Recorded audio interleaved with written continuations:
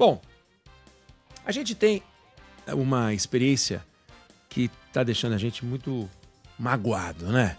Muito desapontado. Que toda vez que tem eleição é aquele show de horrores. A última eleição foi horrorosa, foi traumática. A gente não viu debates, a gente não viu ideias sendo discutidas. A gente viu gente destruindo gente, né? Em alguns casos até fisicamente a gente viu. Mas o fato é que agressão, você é isso, você é aquilo, aí xinga o camarada por comportamento, fala que o cara fez no verão passado, fake news pra cá, fake news pra lá. Péssimo, péssimo. Tô falando da eleição municipal, aí alguém vai dizer, não, é que a eleição é municipal. Não, a eleição federal. Qual que foi a última eleição federal? O debate os debates Lula-Bolsonaro, horrorosos. E os debates Bolsonaro-Haddad, horrorosos. A honrosa exceção foi o debate entre Fernando Haddad e Tarcísio Freitas na última eleição. Ali a gente conseguiu ver uma luz no fim do túnel. Olha, é possível que dois políticos que se opõem consigam debater projetos. Mas mesmo assim, até porque é uma exceção, quando você olha o todo, virou uma mixórdia, né? O processo eleitoral virou uma mixórdia. Não se discute ideia, não se discute um ponto de vista. Resultado, no caso das últimas duas eleições, para não dizer outras tantas eleições, você não teve uma discussão sobre que projeto de país vai sair daquilo. Quer dizer, ninguém tinha a menor ideia, e nem o presidente eleito Lula, o projeto de país que ele estava defendendo. Então fica aquele amontoado de vamos resgatar, colocar o pobre no orçamento, vamos colocar o rico no imposto de renda. Isso é projeto de país. Quer dizer, a gente quer um país com que desenho no campo da educação? A gente quer um país com que desenho no campo da saúde? Como é que a gente imagina a gestão da coisa pública? Como é que é a gestão administrativa? Faremos reforma, não faremos reforma? Que tipo de reforma a gente defende? O que a gente espera de uma reforma tributária, né? O que a gente espera, aliás, de uma nova reforma previdenciária? Teremos que fazer, é inevitável. Como é que a gente vai lidar com esse orçamento engessado que o Brasil tem, que não deixa espaço para nada? Como é que nós vamos lidar com as emendas parlamentares? Quais são os projetos prioritários no campo da infraestrutura? Como é que vai ser a interligação do Brasil com a América Latina? Interligação no campo da diplomacia, no campo da infraestrutura mesmo? Como é que vai ser a nossa relação com a Europa? O que a gente imagina das relações bilaterais com países como Estados Unidos, como China? Qual vai ser o nosso desenho para o agronegócio? Como é que a gente imagina que vai ser a gestão da energia? Qual vai ser o espaço reservado à promoção de desenvolvimento da região nordeste do Brasil? Como é que a gente vai lidar com os programas sociais? Qual é o desenho? Qual é a porta de saída para os programas sociais? É aquilo que é o básico. Aí vem aquela enganação. Os partidos dizem que apresentam programa de governo porque eles são obrigados a mandar para o Tribunal de Contas da União, aliás, Tribunal Superior Eleitoral, o tal programa de governo, fazem um copy-paste, uma enrolação, uma enganação sem tamanho, e dizem, o programa está lá. Aí pergunta quem é que defende o programa, quem é que conhece o programa. Se a gente fizer um debate com os economistas chefes das campanhas, são figuras secundárias, que não sabem e nem têm autonomia para defender nada, porque o candidato vai dizer que não resolveu. Porque a gente tem grandes coligações partidárias que não representam coisa nenhuma, grandes geleias de esquerda e de direita e de centro, aquela paçoca. Então você, na verdade, está discutindo temperamentos. Eu quero esse aqui porque estou cansado daquele ali. Esse aqui é mais bravão, aquele lá é mais chatão. E fica esse troço. Lembre-se, Lula apresentou Dilma como a mãe do PAC. Aí você fala assim, mas o que quer dizer isso? Não quer dizer nada. Não quer dizer nada. Quando o Lula fez a Carta ao Povo Brasileiro, ele assumiu alguns compromissos de posicionamento, isso em 2002. Mas de lá para cá, quem é que assumiu o posicionamento com o que quer que seja? Fernando Henrique tinha um desenho, mas os outros governos não tinham. O Collor talvez tivesse nos discursos um posicionamento a favor da abertura da economia. Depois a gente viu no que virou o governo dele. Mas isso é outra discussão. O fato é que a gente não tem discussão sobre propostas. E é evidente que as pessoas, elas lideram projetos que reúnem propostas, pelo menos assim deveria. Mas as últimas eleições nos autorizam a dizer que a gente está votando meio que às cegas. A gente não sabia o que o Bolsonaro ia fazer. Mas o Paulo Guedes dizia, mas o Paulo Guedes era demissível ad nutum. Podia ser demitido a qualquer momento. O Bolsonaro, na campanha, ele dizia, não vou privatizar a Eletrobras para entregar para os chineses. Ele privatizou a Eletrobras. Ele nem ia privatizar, ele privatizou. Não é um governo de convicção. Era um governo de convicção, ou pelo menos de posições fortes no mundo dos costumes, mas também não aprovou nada no mundo dos costumes, além do tal do CAC. Então, a verdade é que a gente tem um buraco programático na nossa vida cívica, eleitoral, e a gente vai no civirol. Bom, nos últimos dias, a gente viu um sopro, uma novidade que apareceu, está ocupando o noticiário, é uma novidade política, que é o ex-presidente Temer, que nos deu uma entrevista no Canal Livre, foi ao ar no domingo, repetido ontem. Se você quiser assistir, pode assistir pelo Bandplay, pode ir no YouTube, pode ir nos nossos canais, rede social e tal. Você consegue rever a entrevista. E a gente entrevistou o ex-presidente Michel Temer porque ele vem dizendo nos últimos dias o seguinte, olha, tenho conversado com os governadores da centro-direita, governador de Minas Gerais, Romeu Zema, conversou, governador Tarcísio Freitas de São Paulo, governador do Paraná, Ratinho Júnior, governador de Goiás, Ronaldo Caiado, e governador do Rio Grande do Sul, Eduardo Leite. 5 governadores. Todos eles da chamada centro-direita. Uns vão dizer que são mais ao centro, outros são mais à direita, mas é centro-direita. Para dizer o seguinte, vem cá, vamos fazer, que tal se vocês se unirem para fazer um programa de país com o qual todos concordem. E lá na frente, vocês avaliam quem é que tem mais chance, quem tem menos chance, se quiserem lançar mais uma candidatura, isso é outra discussão.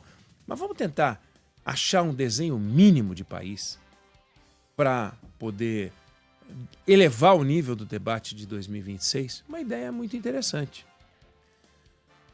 E eu fico me perguntando, e eu já fiz essa pergunta para mim, a resposta eu sei qual é, para mim, eu não sei qual é a sua, mas o que teria sido do Brasil se Dilma Rousseff não tivesse caído, se Dilma Rousseff tivesse ido até o final do seu mandato e entregado a faixa para o Bolsonaro?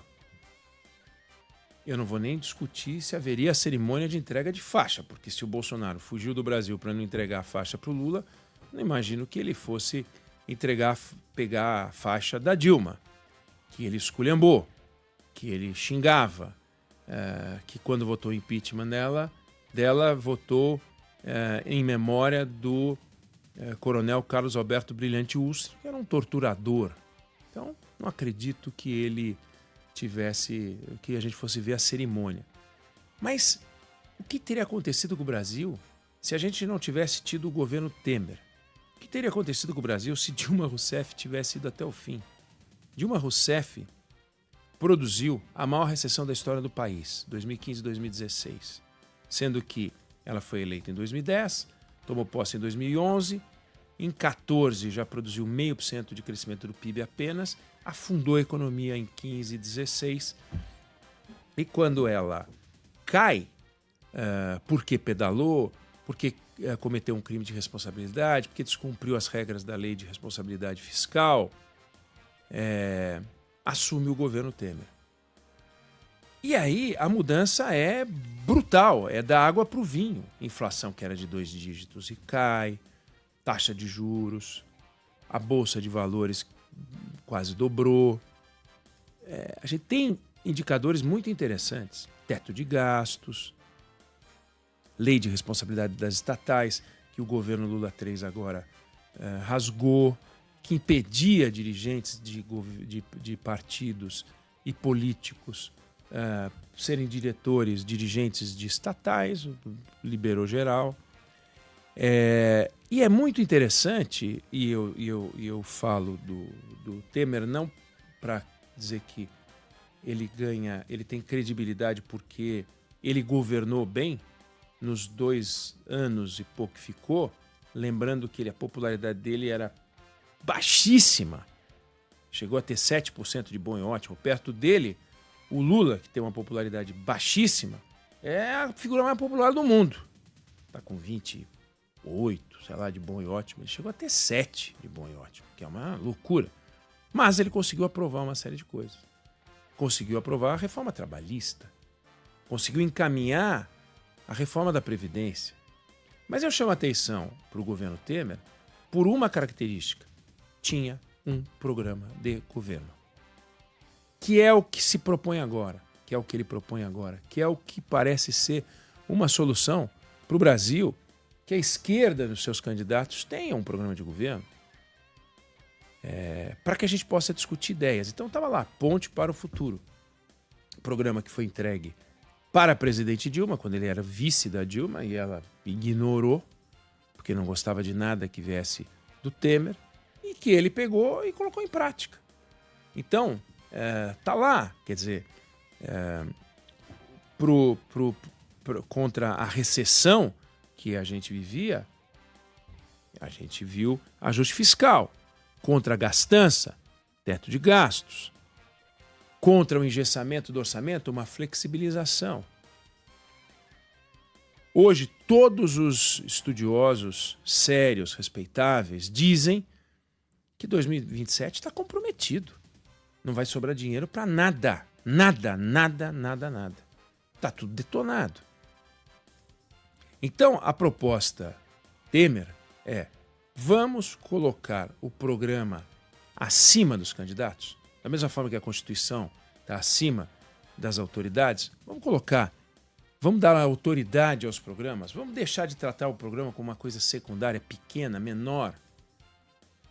Eu me lembro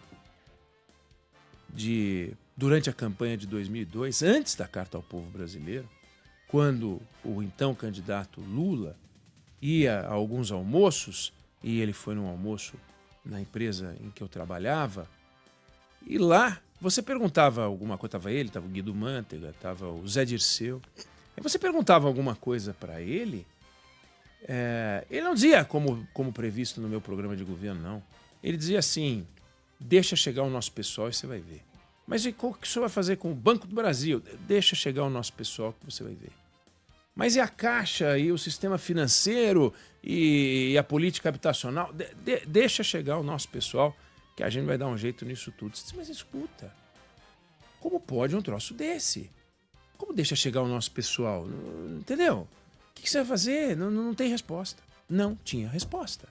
Aliás, tinha, e era essa, que é uma mixórdia de resposta.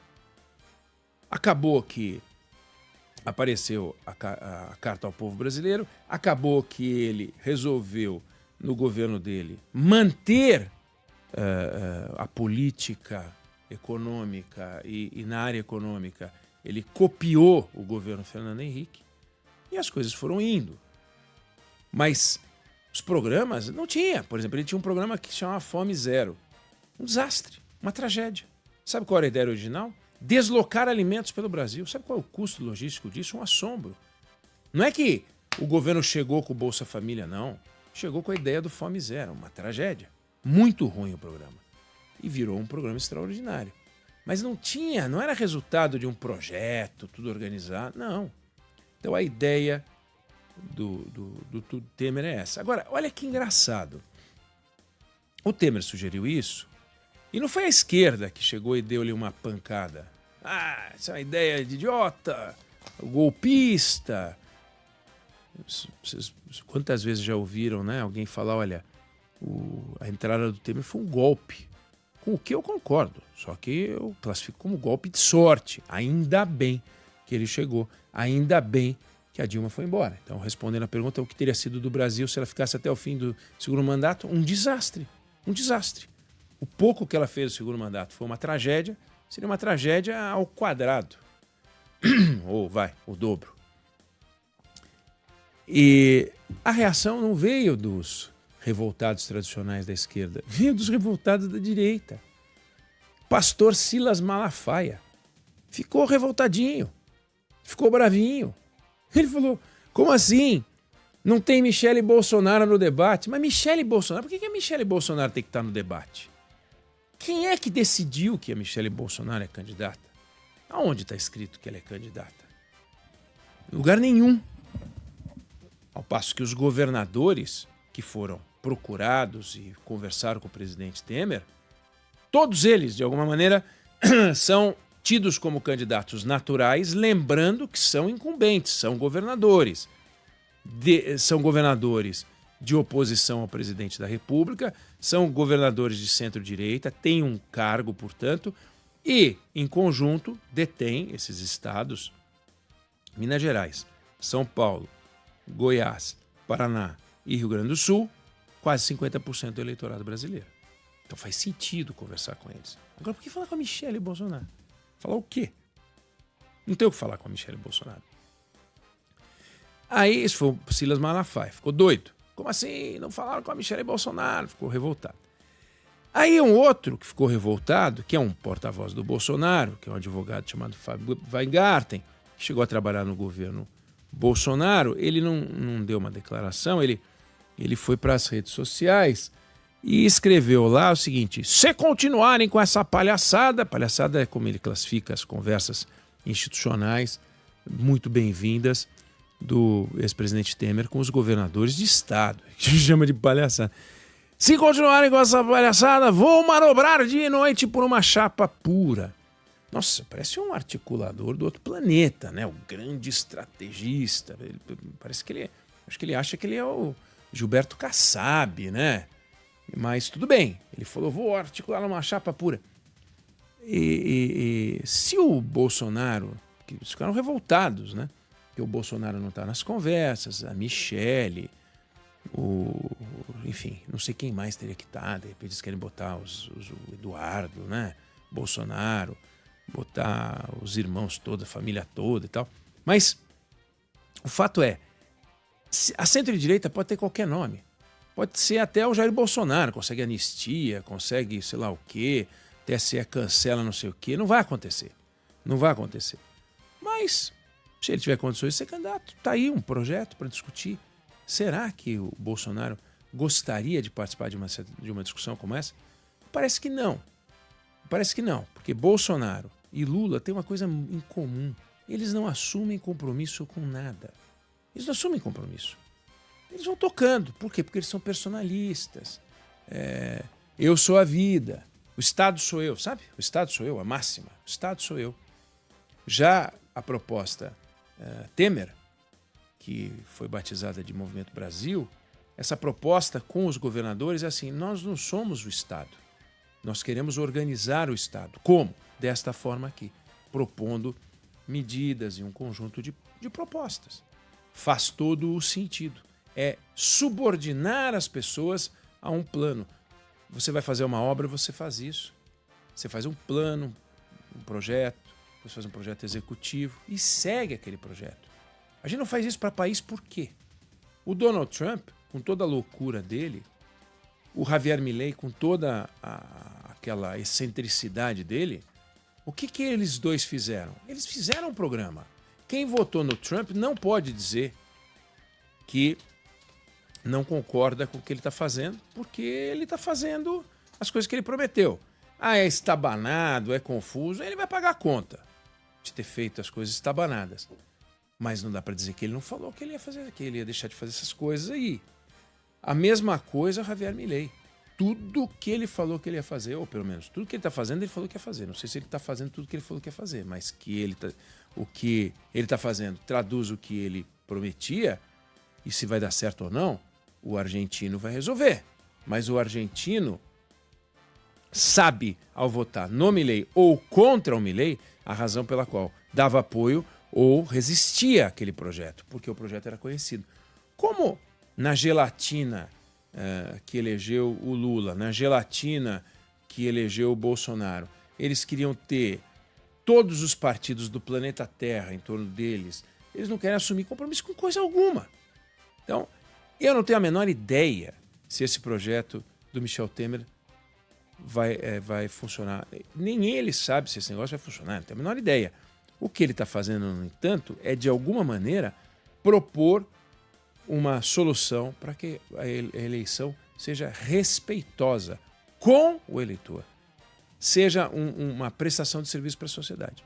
Eu acho a ideia muito interessante e inovadora, né? Parece uma coisa ridícula dizer que é inovador fazer um programa, mas no Brasil é inovador fazer um programa de governo, sim, por incrível que pareça. Eu não sei se você concorda ou discorda, mas essa é a opinião que eu tenho sobre o assunto.